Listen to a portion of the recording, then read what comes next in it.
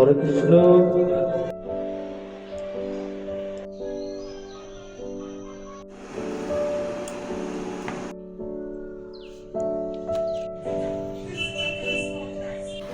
নমস্কার বন্ধুরা, কেমন আছো তোমরা সবাই? আশা করছি ভালো আছো। আমরাও ভালো আছি বলতে আমাদের শরীর সবার ভালো আছে, কিন্তু মনটা ভালো নেই। কেন বলছি? কারণ হচ্ছে এটা হচ্ছে বুধবারের ব্লগ, ঠিক আছে? আজকে হচ্ছে শুক্রবার। আমি এই দুদিন তোমাদের সাথে শেয়ার করতে পারিনি, তো আজকেই শেয়ার করছি, ঠিক আছে? তো সেদিন মঙ্গলবারে বিকেলবেলায় হঠাৎ দেখছি যে অ্যাকোয়াগার্ড থেকে জলটা বেরোচ্ছে না, মানে জলটা যে আমরা নেব খাওয়ার জল সেটা আর নেই। তো তারপরে ভাবলাম যে ঠিক আছে, চলো, কারেন্ট ছিল না, তার জন্য হয়তো জলটা হয়নি। তো যাই হোক, তারপরে অপেক্ষা করে কারেন্টও চলে গেছিলো, কারেন্ট আসলো, তারপরে সারা রাত্রে তো জলটা ভরবে, সেটাও ভরেনি। তারপরে আমরা বুঝলাম যে মানে অ্যাকোয়াগার্ড আমাদের খারাপ হয়ে গেছে। খারাপ বলতে কি বলো তো, আমরা একটু আন্দাজ করতে পেরেছিলাম যে যেহেতু পাইপ দিয়ে কালো কালো জল বেরোচ্ছিলো, তো জাম্প হয়ে গেছিলো, মানে আয়রনে পুরো জাম্প হয়ে গেছিলো অ্যাকোয়াগার্ডের পাইপগুলো। তো যাই হোক, সকালটা তো মানে আগের দিন বিকেল থেকেই মন খারাপ, কি বলো তো, কারণ মানুষ কি খাবার না খেয়ে একবেলা কাটাতে পারে, দুবেলা কাটাতে পারে, কিন্তু জল না খেয়ে কী করে কাটাবে বলো? যেহেতু এই গরমকাল, শীতকালই হোক গরমকালই হোক, মানুষের জলটাই জীবন। তো জলটা যদি আমরা না খেতে পারি, না পাই, তো কী অবস্থা হবে ভাবো।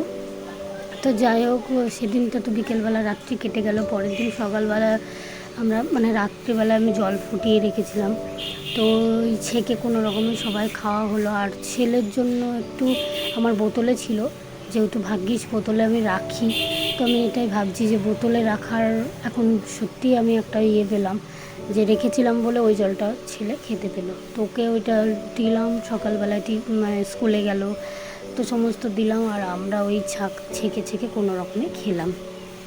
তো কী করব, কিছু করার নেই। তো যাই হোক, তারপরে তো কেনা জল বলা হলো।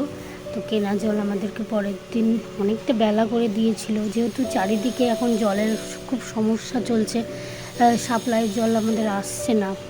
আমরা যেহেতু সাপ্লাইয়ের জল খাই না, তবুও যদি খারাপ হয়ে যায় এই অ্যাকোয়াগার্ড, তবু তো খেতেই হবে ওই জল, কিছু করার নেই। তো সেই জলও সবাই তো খায় অন্যরা, তো সেই জলও সেটা পাচ্ছে না তারা। তো এবার যাদের সামর্থ্য আছে কেনার, তারা ধরো কিনছে।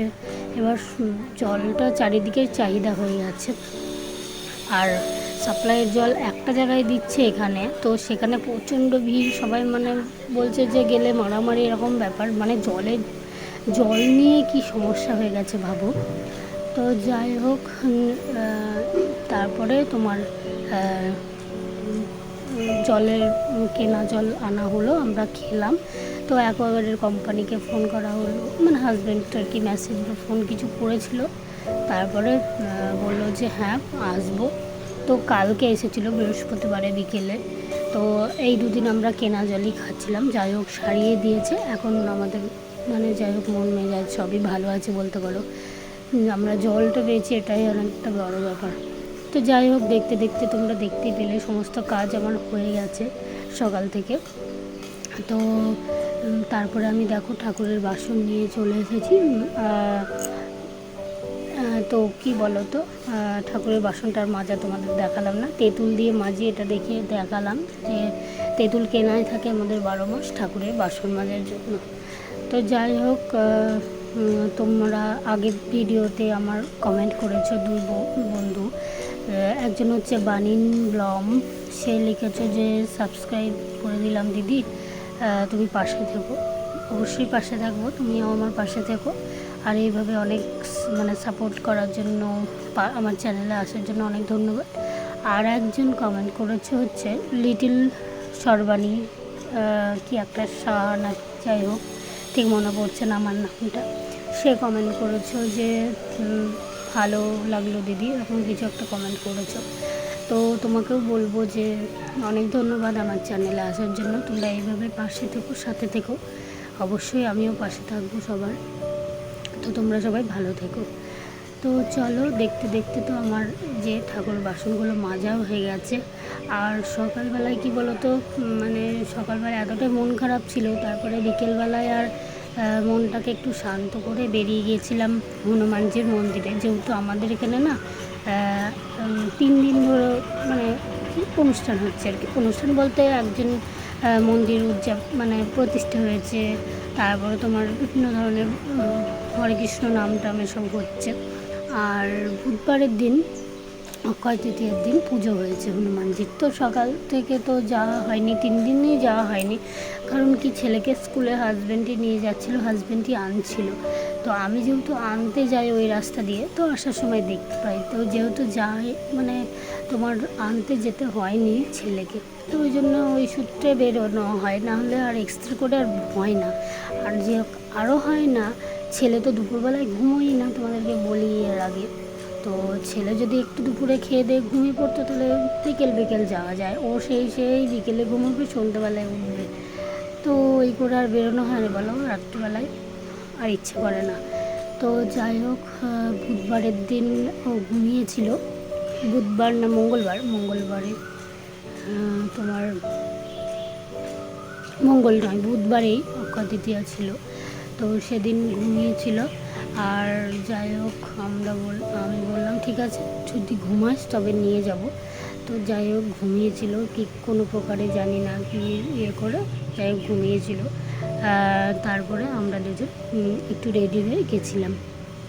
আর সেখানে গিয়ে কি বলবো, এত সুন্দর করে সাজিয়েছে, ওদেরকে কি বলবো, তোমরা দেখতেই পাবে। আর ব্লগটা মানে দেখবে পুরোটা, না দেখলে কিন্তু বুঝতে পারবে না শেষ পর্যন্ত। কারণ আমি তো সন্ধ্যাবেলায় গেছিলাম, ছেলে উঠলো, তারপরে ওকে বললাম যে ও কিছু খাবি, ও বললো না। তো মানে ঘুম থেকে তো উঠতে চাইছিল না, কারণ ধরো বিকেলবেলায় ঘুমোয়। তো এবার যদি নাও নিয়ে যায় তাহলেও হবে না, কারণ সেদিনই শেষ হয়ে যাচ্ছে অনুষ্ঠানটা। তো ওরও তখন পরে বলবে কেন নিয়ে গেলে না, এরকম বলবে। তো যাই হোক সন্ধ্যে পর্যন্ত যেহেতু ঘুমিয়েছিল, তারপর আমি একটু ডাকলাম যে যাবি না। তো ঘুমোতে বললো হ্যাঁ যাবো চলো। দিয়ে ওকে একটু জামা টামা পরিয়ে দিলাম, আমি একটু কাপড় টাপড় পরে নিলাম, তারপরে গেলাম দেখতে। তো চলো ভিডিওটা দেখতে থাকো, আশা করছি খুব ভালো লাগবে। আর এখানে আমি এই যে হাজব্যান্ডের স্কুটির যে ঢাকাটা থাকে না, সেটা প্রচণ্ড নোংরা হয়েছে, আর সেই জন্য কি পরিষ্কার করে নিচ্ছি। মানে এতটাই কি বলতো নোংরা হয়েছে, কালো জিনিস তো আরও বেশি মানে বাজে লাগে। আর তারপরে দেখো দুপুরবেলা এই যে দেখছি হঠাৎ করে মেঘ হয়ে গেছে, স্নান টান করে এসে দেখছি প্রচণ্ড মেঘ হয়ে গেছে। তো ভাবলাম যে খুব বৃষ্টি হবে, কিন্তু সেরকম বৃষ্টি হয়নি। চারিদিকে শুনছিলাম বৃষ্টি হয়েছে, ভালো রকম বৃষ্টি হয়েছে, কিন্তু এখন সেরকম ঝমঝমিয়ে বৃষ্টি হয়নি। তো একটু ছিপছিপে এরকম হয়েছিল আর কি। তো তারপরে আমি তো একটু যেহেতু লাইভে এসেছিলাম, তারপরে ছেলেকে ঘুম টুম পাড়িয়ে দিয়ে লাইভে এসেছিলাম। তারপরে আমি না একটু শুয়েছিলাম। তারপরে আমি ভাবলাম না ছেলেকে ডাকি, নাহলে তো রাত্রি হয়ে যাবে, আর বেশি রাত্রি করে গেলে আবার ছেলে এদিকে খাবার দাবার হবে, আমরা চা খাবো, সমস্তটাই দেরি হয়ে যাবে। তো ওই জন্য বললাম চলো দেখেই আসি। আর দেখো চলেও এসেছি আমরা দুজন। এত সুন্দর লাগছে, দেখো মন্দিরটা কত সুন্দর করে সাজিয়েছে, মানে এতটাই ভালো লাগছে। দেখো রাস্তার দিকটা দেখো, সমস্ত টুনি লাইট টাইট দিয়ে সাজিয়েছে। তো আমি আর ছেলে গেলাম, গিয়েই ঠাকুরকে একটু বললাম প্রণাম করো। তো তারপরে আমরা দুজন প্রণাম করে একটু দাঁড়ালাম, দেখলাম। আর ওখানে দেখো পণ্ডিতজি মানে পুরোহিত আর কি, তিনি আর কি তো এই যে হনুমান চালিশা হয় না, ওগুলো পড়ছিল আর কি। তো তারপরে আমরা দুজন ওখানে খানিকক্ষণ দাঁড়িয়ে থাকলাম। এত সুন্দর লাগছে যে মনে হচ্ছে ওখান থেকে আসবো না, এত ভালো লাগছে। তো তারপরে কিছুক্ষণ বসে এই দিকটায় রাস্তার দিকে এলাম। তো ওই যে দুটো ছেলে ছিল ওখানে, যে প্রসাদ দিচ্ছিল ওরা, তো ওখান থেকে আমি বললাম ছেলেকে বললাম একটু প্রসাদ নাও। তো একটা লাড্ডু দিল, মানে অর্ধেকটা আর কি। তো প্রসাদ খেলো। আর তারপরে বেলুন দেখে বেলুনের কেনার জন্য ব্যস্ত হয়ে গেল। তো একটা বেলুনও কিনে দিয়েছিলাম। তো তারপরে দুজনে মিলে চলে এলাম বাড়ি। চলো আমার ভিডিওটা কেমন লাগছে অবশ্যই জানাবে। থ্যাংক ইউ সবাই।